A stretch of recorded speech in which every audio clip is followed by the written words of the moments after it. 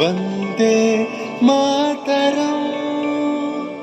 1908 সালের 11ই আগস্ট কিংসফোর্ডে বন্দে মাতরম বলার দোষে যে বালককে বেত মারার হুকুম দিলেন ব্রিটিশ সরকার, তারই পক্ষে দাঁড়িয়ে ক্ষুদিরাম বসু ও প্রফুল্ল চাকি সাহেবের ফিটন গাড়ি লক্ষ্য করে বোমা চালালেন মুজফ্ফরপুরে।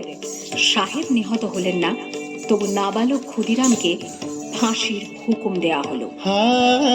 জননী কুলহ তুলে বক্ষে, শান্তনবাস দেহ তুলে চোখে, কাঁদিছে তব চরণ তলে ৩০ কোটি নর নারী।